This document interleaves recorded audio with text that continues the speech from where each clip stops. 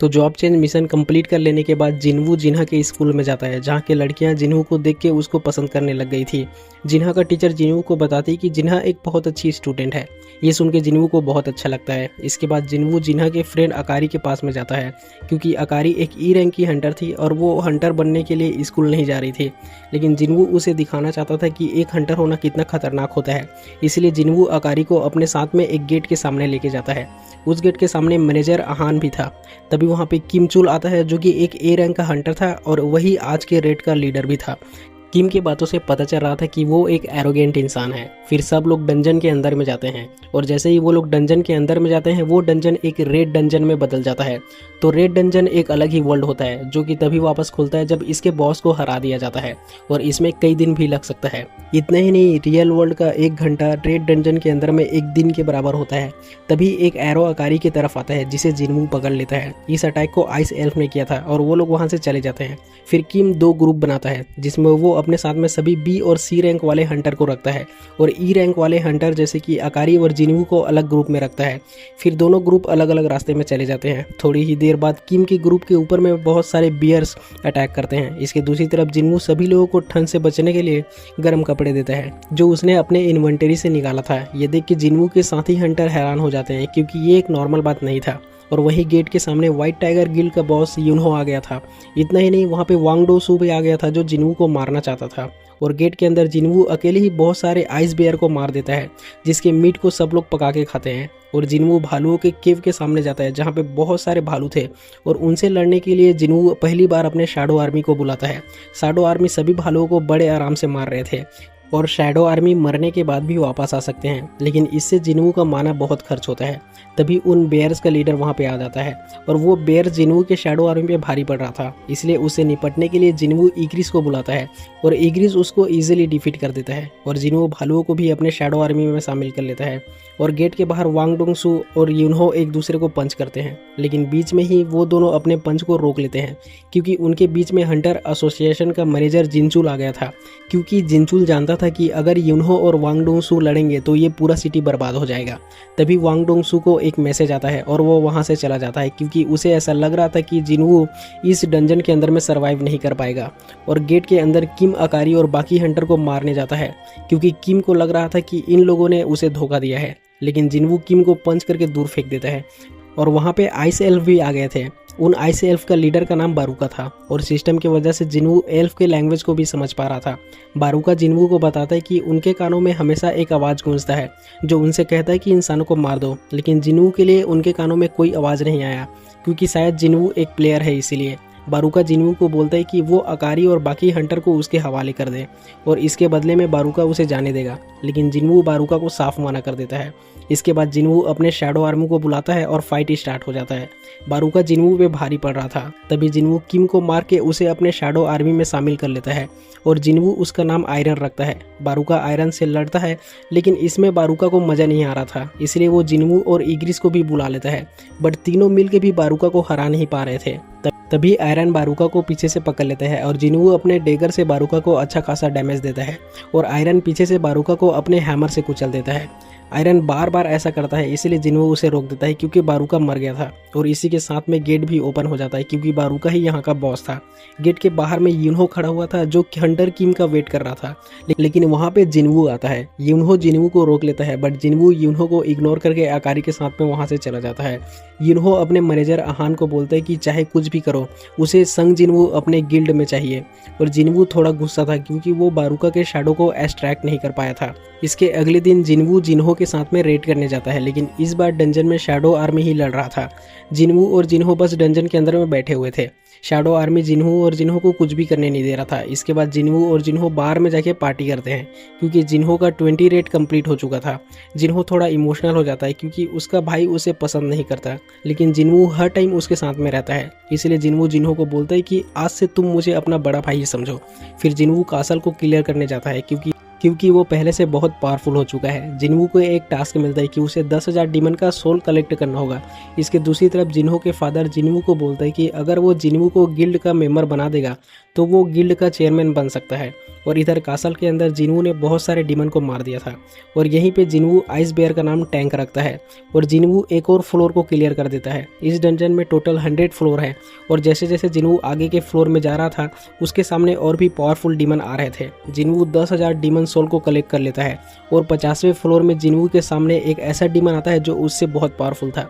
जिन्वू अपने shadow army को बोलता है कि इस डीमन को मैं मारूंगा और इसके आर्मी को तुम संभाल लेना। फिर लड़ाई शुरू हो जाता है और डीमन बहुत स्पीड से जिन्वू पे अटैक करता है, बट जिन्वू डीमन को एक पंच करता है और इस पंच से डीमन बहुत दूर जाके गिरता है। इसका उम्मीद जिन्वू को भी नहीं था। तभी वो डीमन गुस्सा हो जाता है और कंटिन्यूसली जिन्वू पे अटैक करता है। इतना ही नहीं, डीमन जिन्वू के अटैक को पहले से सेंस कर ले रहा था। तभी भागते हुए जिन्वू एक बिल्डिंग के पास में जाता है और उसी टाइम डीमन का फोकस जिन्वू से हट जाता है। इसी बात का फायदा उठा के जिन्वू उस डीमन को हरा देता है। इसके दूसरी तरफ अमेरिका में वांग डोंगसू एक कोरियन हंटर से पूछताछ कर रहा था और उसे पता चलता है कि वो कोरियन हंटर जिन्वू का डैड हवांग सुंग है। हवांग सुंग डोंगसू को बताता है कि ये गेट, ये डंजन सिर्फ स्टार्टिंग है, क्योंकि इस दुनिया में बहुत जल्द बहुत बड़ा वार होगा जिसमें सब कुछ खत्म हो जाएगा। लेकिन डोंगसू इस बात को बकवास मानता है और वो हवांग सुंग से जिन्वू के बारे में उल्टा सीधा बोलता है। इसलिए हवांग सुंग डोंगसू को बहुत मारता है। मतलब डोंगसू एक एस रैंक का हंटर है, फिर भी जिन्वू के डैड ने उसे बहुत बुरी तरह मारा था। इसकी दूसरी तरफ जिन्वू कासल के 75 फ्लोर तक पहुंच गया था, लेकिन उसका खाने पीने का सामान खत्म हो गया था, इसीलिए वो वापस जाने का डिसाइड करता है। अब जिन्वू को मेडिसिन बनाने के लिए सिर्फ एक और आर्टिफैक्ट चाहिए था, जिसके बाद वो अपने मॉम को ठीक कर सकता है। डंजन से निकलने के बाद जिन्वू एक बोल्ड डिसीजन लेता है कि अब वो अपने पावर को फिर से मेजर करवाएगा और अपने रैंक को रीअसिस्ट करवाएगा। इसलिए जिन्वू हंटर एसोसिएशन के ऑफिस में जाता है और वहाँ पे आहान भी था, जो कि अपने बॉस यूनहो को कॉल करके बता देता है कि जिन्वू अपना रैंक रीअसिस्ट करने के लिए आया हुआ है। तभी जिन्वू का नंबर आता है और जब जिन्वू अपना हाथ पावर मेजर करने वाले मशीन में रखता है तब मशीन एरर बता देता है। इसलिए मशीन ऑपरेटर अपने सीनियर को बुलाता है और वो इंसान समझ जाता है कि मशीन में कुछ खराबी नहीं है, बल्कि वो मशीन जिन्वू के पावर लेवल को मेजर ही नहीं कर पा रहा था। इसका मतलब जिन्वू अपने कंट्री का 10वां एस रैंक हंटर था। वहाँ पे चोई आता है। चोई के पावर को सेंस करके जिन्वू भी अपने मन में उसका तारीफ करता है। चोई जिन्वू से बात करने जाता है, लेकिन जिन्वू उसे इग्नोर कर देता है। इतना ही नहीं, वहाँ पे यूनहो भी आ जाता है, लेकिन तब तक जिन्वू वहाँ से चला गया था। इसके बाद जिन्वू से मिलने मिस्टर गो आता है, जो कि बहुत बड़ा बात था, क्योंकि मिस्टर गो हंटर एसोसिएशन का चेयरमैन है। चेयरमैन को जिन्वू को अपने एसोसिएशन में आने के लिए बोलता है, क्योंकि जो गिल्ड होता है उसे प्राइवेट कंपनियां चलाती हैं। इसलिए अगर किसी गिल्ड में एस रैंक हंटर ज़्यादा हो जाएगा तो कंट्री का पावर बैलेंस वन साइडेड हो जाएगा। लेकिन जिन्वू चेयरमैन गो को मना कर देता है, क्योंकि वो अब भी डंजन में जाना चाहता था और लड़ना चाहता था। इसके साथ में जिन्वू चेयरमैन गो को ये भी बोलता है कि वो किसी भी गिल्ड को ज्वाइन नहीं करेगा। ये सुन के चेयरमैन गो भी जिन्वू को कुछ नहीं बोलता।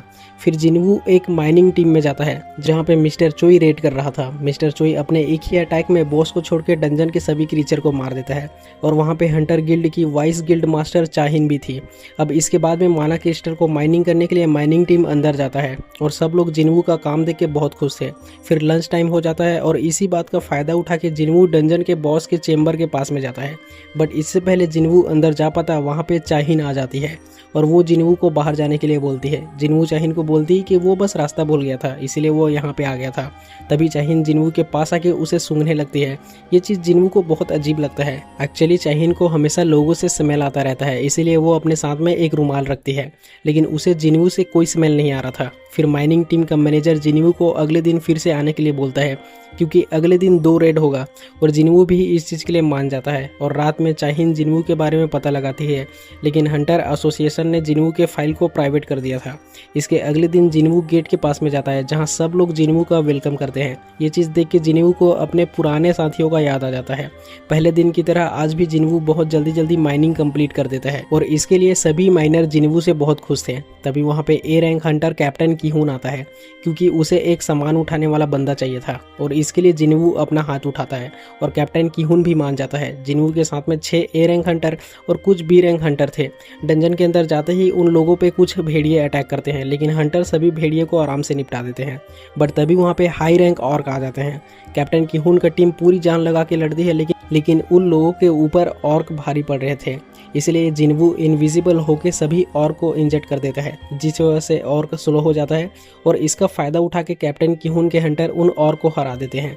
उन्हें हराने के बाद कैप्टन किहुन को ये पता चल गया था कि उसका टीम इस डंजन को क्लियर नहीं कर पाएगा, इसलिए वो पीछे हटने का फैसला करता है। लेकिन जैसे ही वो लोग बाहर जाने के लिए डंजन के गेट के पास में पहुंचते हैं, वो देखते हैं कि किसी ने बहुत स्ट्रॉन्ग मैजिक से गेट को बंद कर दिया है। फिर सभी हंटर अपने पीछे देखते हैं जहाँ पे बहुत सारे हाई ऑर्क आ खड़े हुए थे। तभी उस डंजन का बॉस, जिसका नाम कारगैल्गन था, वो अपने ऑर्क के थ्रू में कैप्टन किहुन से बात करता है। कारगैल्गन सभी हंटर को डंजन के अंदर आने के लिए बोलता है और इसके लिए कैप्टन किहुन भी मान जाता है, क्योंकि वो जानता था कि वो इन सब ऑर्क को हरा नहीं पाएगा। किहुन जिन्वू को बोलता है कि जैसे ही कारगैल्गन उनके सामने आएगा, वो लोग उस पर अटैक कर देंगे और इस बीच जिन्वू डंजन से बाहर आके दूसरे हंटर को इन्फॉर्म कर देगा। फिर सब लोग डंजन के अंदर में जाते हैं, जहाँ पे कारगैल्गन का बहुत बड़ा आर्मी था और इन सब लोगों के सामने एक थ्रोन पे कारगैल्गन बैठा हुआ था। कारगैल्गन के ऑरा की वजह से हंटर डर के मारे हिल भी नहीं पा रहे थे, लेकिन फिर भी कैप्टन किहुन कारगैल्गन पे अटैक करता है। लेकिन वो कारगैल्गन के पावर के आगे कुछ नहीं था, बट फिर भी जिन्वू उसे बचा लेता है और जिन्वू अपने शैडो आर्मी को वहां बुलाता है। फिर फाइट स्टार्ट हो जाता है और जिन्वू एंड उसकी आर्मी बड़े आराम से हाई ऑर्क को मार रहे थे, इसलिए कारगैल्गन जिन्वू पे अपने मैजिक से अटैक करता है, बट जिन्वू भी अपने आप को बचा लेता है और वो कारगैल्गन के सोल्जर को अपने शैडो आर्मी में शामिल भी कर लेता है। तभी हम इग्रिस को देखते हैं, जो कि अकेले ही बहुत सारे ऑर्क को मार रहा था। जिन्वू के शैडो आर्मी कारगैल्गन के शील्ड को तोड़ देते हैं और वहाँ पे चाहिन भी आ गई थी, जो जिन्वू के शैडो आर्मी को देख के हैरान थी। तभी कारगैल्गन अपने साइज को बहुत बड़ा कर लेता है और अपनी पूरी पावर से जिन्वू पे अटैक करता है, लेकिन जिन्वू पहले कारगैल्गन को नीचे गिराता है और उसे मार देता है। इतना ही नहीं, जिन्वू कारगैल्गन के शैडो को भी एक्सट्रैक्ट कर लेता है और उसका नाम टस्क रखता है। तभी वहाँ पे सभी हंटर इन सब के बारे में जिन्वू से पूछने लगते हैं, लेकिन वहाँ पे जिनचुल आ जाता है और वो सभी हंटर को बोलता है कि जिन्वू एक टॉप सीक्रेट हंटर है, जिसके बारे में आगे आप लोगों को पता चल जाएगा। मिस्टर चोई भी सोच रहा था कि मैं भी एक ए रैंक के डंजन को अकेले क्लियर नहीं कर पाऊंगा, लेकिन जिन्वू ने ऐसा अकेले ही कर दिखाया।